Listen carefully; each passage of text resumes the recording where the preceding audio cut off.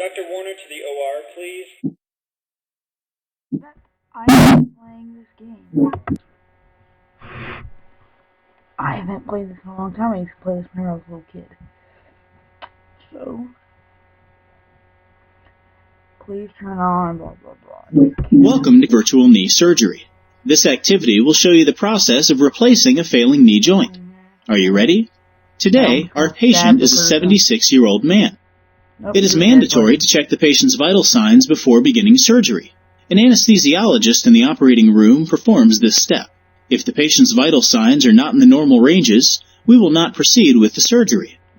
Using the healthy person's vital sign chart as a reference, can our patient undergo surgery today? Nope. It looks like surgery will proceed as planned. Take a moment to look at our patient's x-rays. Which knee do you think needs surgery? You're right. His left knee appears worn down and lacking cartilage, which is likely the cause of his pain. The nurse has begun prepping our patient for surgery by placing an IV needle in his right hand. Now it's your turn. Use the marker and write your initials on the proper knee to be operated on. This may seem silly, but it's an actual step taken to prevent wrong site surgeries. Nope.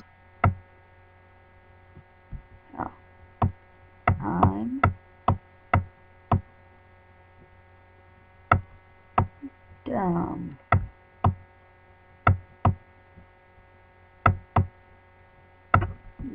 The anesthesiologist administers drugs through the IV and through a mask over the patient's face. What function should these drugs perform? That one. Good work. No. Fantastic. Nope. Great. After the patient is unconscious, and before the first incision is made, we need to establish a sterile field around the surgical area. A series of sterile drapes isolates the surgical field from the rest of the patient's body.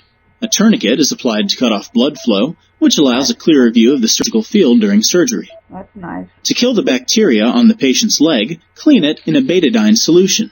This scrubbing process will limit the chance of bacterial infection. Fun.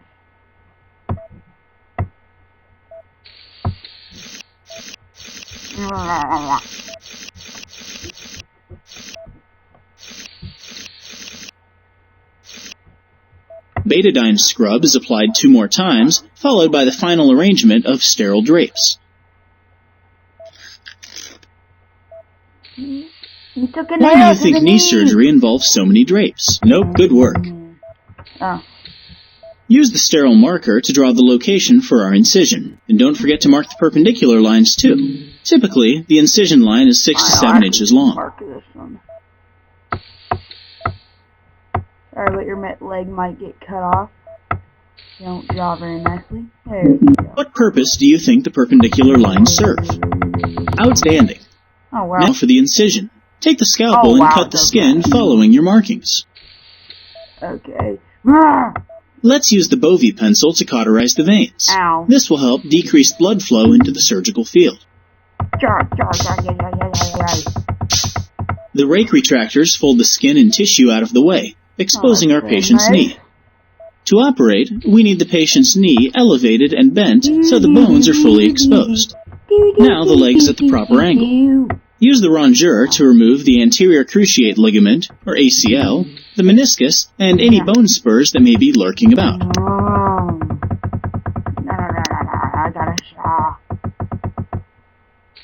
Are you a good sculptor? Nope. It's time to shape the femur, tibia, and patella so the new knee components fit properly.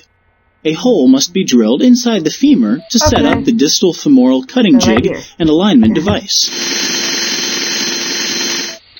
The jig is put into position and helps ensure that the cuts made to the bone are exactly what are needed. Now hammer in the pins to hold the jig.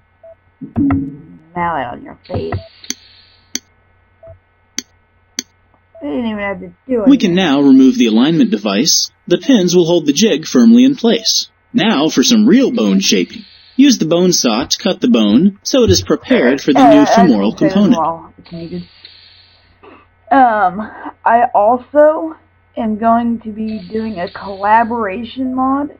If you want to check out my friend's channel, his name is JJ Marin, that's his YouTube channel. It has a green Lego ninja in front of it.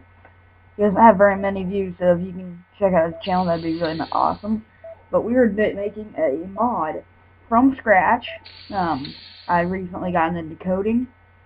That's a big thing I'm doing now, and it's going pretty well. But he can't make items, but I can make items. I can't make blocks, but he's only good at making blocks. So we're gonna make a collaboration. So yeah, I'll give you guys more info whenever I know about it, but he's coming over later today so we can do it. Alright, I'll get back to the game.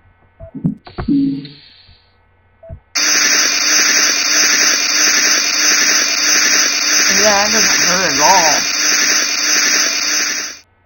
Another cutting jig, along with the bone saw, allows us to finish shaping the femur.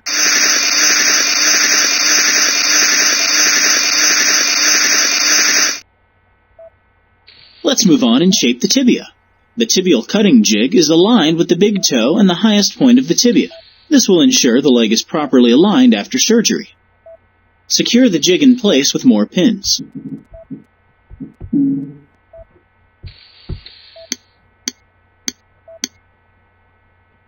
Use the bone saw to cut off the top of the tibia and prepare it for the new tibial components.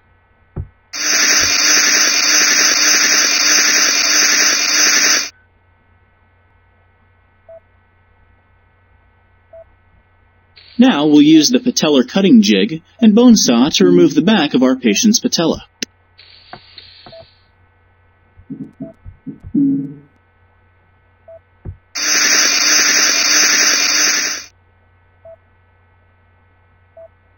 Holes in the tibia and patella are drilled and chiseled out, which will enable the new components to attach properly. Time to place the trial components. First, attach the femoral trial component. Attach the metal tray trial component to the tibia. That looks so wrong. Insert the plastic trial spacer into the metal tray component. Lastly, attach the patellar trial component. Why do you think the two tibial components are inserted separately instead of as one unit? Nope, no, fantastic. Conduct a range of motion tests to assure proper knee alignment and successful prosthetic fit. Typically, a normal range of motion allows the leg to move from 0 to 130 degrees. How does our patient's range of motion look? Knees aren't meant to bend sideways, so it's important to determine whether there is a gap or space between the femoral and tibial components. There's no noticeable gap, so this knee is a good fit. Why do you think there are so many steps taken to ensure proper alignment? Nope. Great. We've tested the trial components. Now let's remove them and prepare for the permanent components by applying a special cement compound that binds metal and plastic to bone.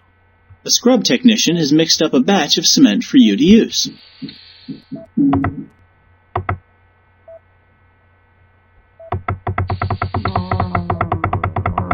With the cement in place, the final components are permanently attached to the knee. Any excess cement will be scraped off and thrown away. Lay the leg flat on the table so the new knee components put pressure on each other. This allows the bone and components to bond with the cement.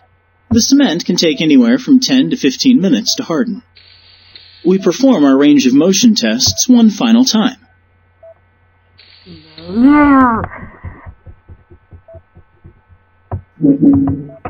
Our patient's new knee is looking good. Let's close up the incision. First, suture the deep tissue and fat layers back together.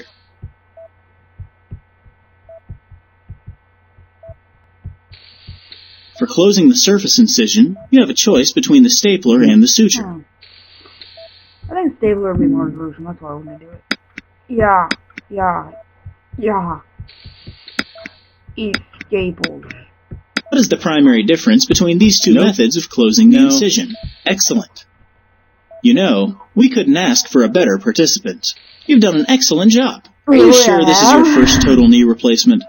Our patient will remain in the hospital for 3 days, followed by 3 to 8 weeks of physical therapy. Because of this surgery, our patient will have significantly reduced pain and increased mobility.